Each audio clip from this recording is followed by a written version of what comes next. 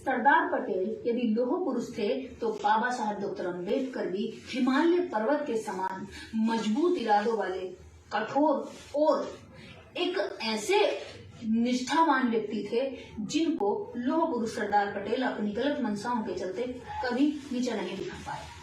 बाबा साहब डॉक्टर अम्बेडकर कानून विधि मंत्री थे। तब उन्हीं दिनों बाबा साहब डॉक्टर अम्बेडकर को लखनऊ से अनुसूचित जाति तथा पिछड़े वर्ग सम्मेलन का एक न्योता आया। उस कार्यक्रम के लिए बाबा साहब को जब निमंत्रण आया तो बाबा साहब डॉक्टर अम्बेडकर ने वह सम्मेलन का निमंत्रण स्वीकार कर लिया और अपने विचार प्रकट करने के लिए जा पहुंचे लखनऊ। जब लखनऊ में पधारे तो उन दिनों उत्तर प्रदेश के मुख्यमंत्री पंडित गोविंद बल्लभ पंत थे। वे सब लोग बाबा साहेब डॉक्टर अम्बेडकर को केंद्रीय मंत्रिमंडल का विधि मंत्री समझकर स्वागत के लिए आए। जब उक्त सम्मेलन में बाबा साहेब बोलने लगे तो पंत महोदय भी वहां उपस्थित थे। बाबा साहेब ने सम्मेलन में उपस्थित पिछड़े वर्ग और अनुसूचित जातियों के लोगों को संबोधित करते हुए कहा कि सुनिए, आज तुम सब पिछड़े लोगों का आपसी संगठन नहीं है।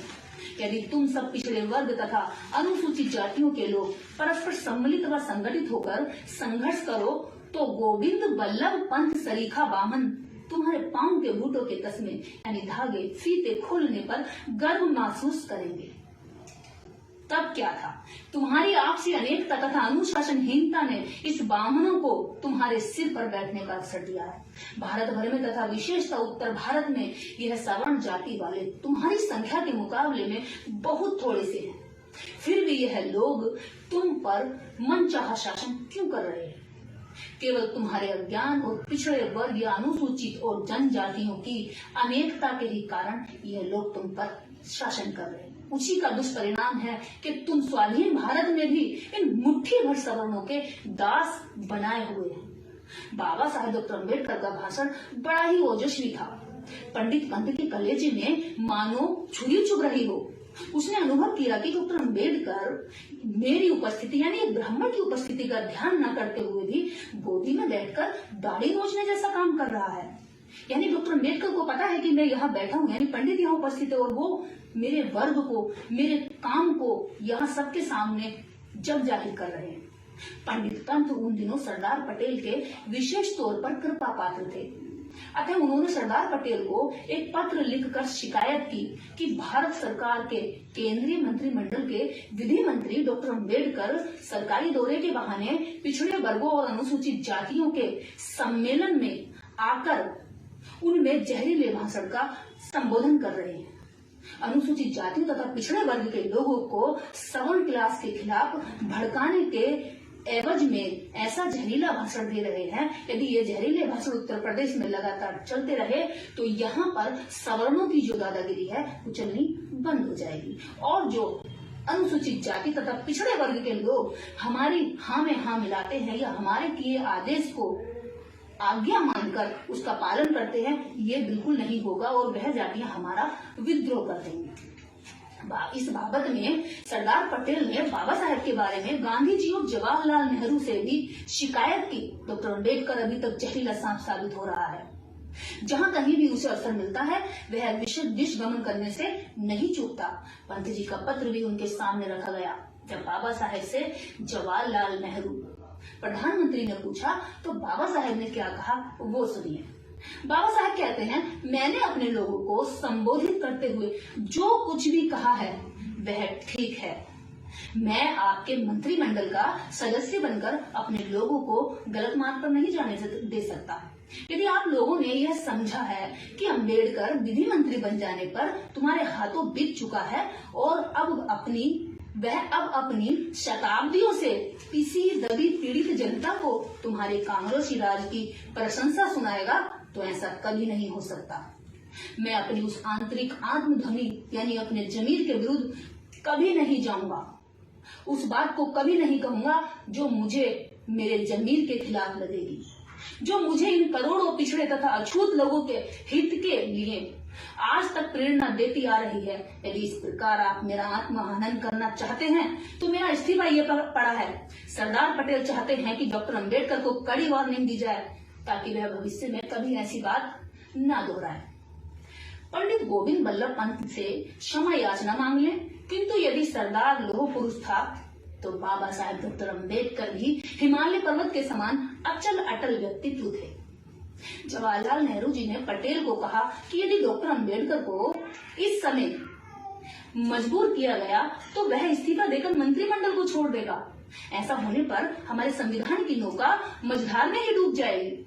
हमारे पास इस समय कोई भी तो ऐसा व्यक्ति नहीं, ऐसा मंत्री अथवा संविधान मर्मज्ञ व्यक्ति नहीं जो इस कठिन कार्य को अपने हाथ में ले सके।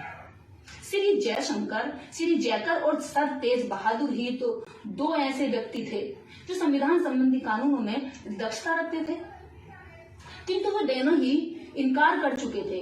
इतने जोखिम, योग्यता और अति परिश्रम के काम को सिवाय डॉक्टर अम्बेडकर के दूसरा कोई भी व्यक्ति भारत में संपन्न नहीं कर सकता था। आखिरकार जवाहरलाल नेहरू ने बाबा साहेब को कहा कि पटेल की जिद और दूरगाह को दूर करने के लिए प्रेस में कुछ लाइनें लिख दीजिए।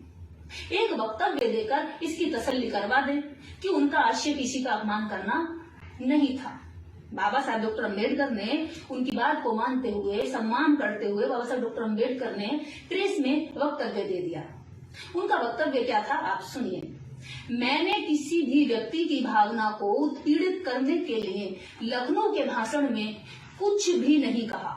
मैं किसी भी सवर्ण व्यक्ति से व्यक्तिगत वैरभाव नहीं रखता। मैंने उस भाषण में अपने लोगों के कल्याण के लिए जो कुछ कहा है, मुझे वहां ऐसा ही कहना चाहिए था। इन शब्दों को प्रेस में दे दिया गया, जिससे सरदार पटेल चुप हो गए, किंतु यह उस कट्टर हिंदू लौह पुरुष की मजबूरी थी। यदि उस समय उन्हें कोई दूसरा ऐसा संविधान निर्माता मिल जाता तो सरदार पटेल बाबा साहेब का मंत्रिमंडल से बाहर निकालने में अवश्य सफल हो चुके होते। इसके बाद बाबा साहेब अक्सर कहा करते थे कि जवाहरलाल नेहरू को कुछ संसदीय कार्यक्रम और प्रक्रिया का ज्ञान भी है, किंतु इस हटी और सरदार पटेल को रत्ती भर भी पार्लियामेंट्री ज्ञान नहीं है कि पार्लियामेंट में कैसे बोलना है। हमारे चैनल बहुजन दस्तक को लाइक, शेयर, सब्सक्राइब देखना मत भूलिएगा। जय भीम, जय भारत, जय संविधान, नमो बुद्धाय। धन्यवाद। चैनल आर्थिक समस्या से गुजर रहा है। अगर आप बहुजन समाज में बाबा साहेब अम्बेडकर और तथागत बुद्ध की विचारधारा को अधिक से अधिक लोगों तक पहुंचाना चाहते हैं तो हमें आर्थिक सहयोग प्रदान करें, ताकि हम अपने चैनल के माध्यम से देश विदेश में समता, बंधुता, एकता और संवैधानिक अधिकारों को ज्यादा से ज्यादा लोगों तक पहुंचा सकें। आप अपनी सहायता राशि नीचे लिखे खाते में जमा करा सकते हैं। खाता धारक गौतम रत्ना, खाता संख्या 3169576865 IFSC कोड SBIN 0060336, बैंक भारतीय स्टेट बैंक। आप हमारे बैंक खाते का विवरण स्क्रीन पर भी देख सकते हैं। जय भीम, जय भीम। मैं गौतम रत्ना आपका बहुजन फिल्म प्रोडक्शन में स्वागत करता हूं और आप हमारे प्रोडक्शन हाउस के अंदर अपना कैरियर बना सकते हैं as a film director, as a producer and actor and actress and editor and cinematographer also. अगर आपको फिल्म से रिलेटेड कुछ भी प्रोजेक्ट आपको बनवाना है तो हमारे पास में पूरा सेटअप है, जिसमें फिल्म कैमरा है, शूटिंग लाइट्स है और एडिटिंग है। सारा A to Z एक ही जगह पर आपको हमारे यहाँ पर मिल जाएगा। तो दोस्तों, आप हमें कांटेक्ट कर सकते हैं हमारे नंबर्स पर 9810085714 और 8510005714। हमारे वेबसाइट पे विजिट कर सकते हैं www.filmserviceindia.com और हमें मेल भी कर सकते हैं gautamfilmsproduction@gmail.com पर। धन्यवाद।